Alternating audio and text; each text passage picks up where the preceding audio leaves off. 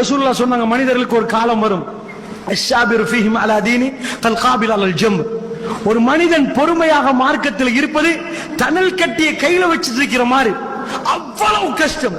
மனிதர்களுக்கு ஒரு ஜமான் வரும், அப்படி முஃமினாக இருப்பான் காலையில, ஒயும்சி காஃபிரா, மாலையில காஃபிரா போயிருவான்.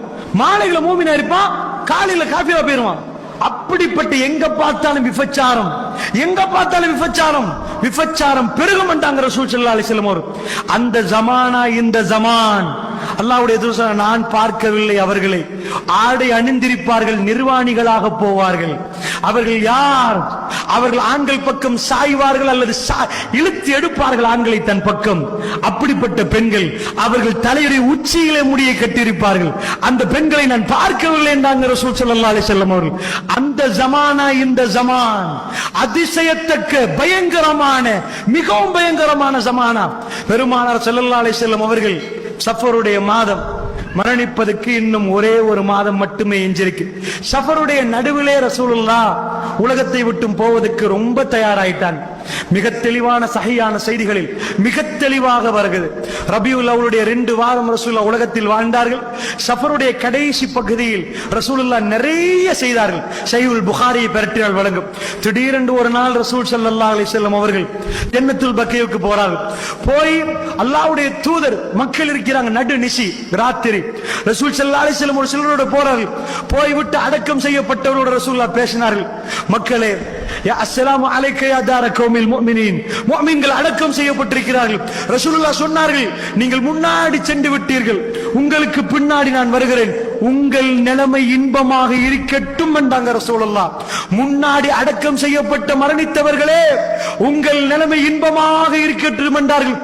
ஏனென்றால் எனக்கு பிறகு ஒரு இருள், அதற்கு பிறகு இருள். எப்படி இரவு அடர்த்தி ஆகிக்கொண்டே போகுமோ, இரவின் இருள் ஆரம்பித்து விட்டு மெல்ல மெல்ல மெல்ல மெல்ல அது மிகவும் படர்ந்த இருளாக போகுமோ, அப்படிப்பட்ட ஒரு ஜமான் வரும். உங்கள் நிலைமை இன்பமாக இருக்கட்டும்.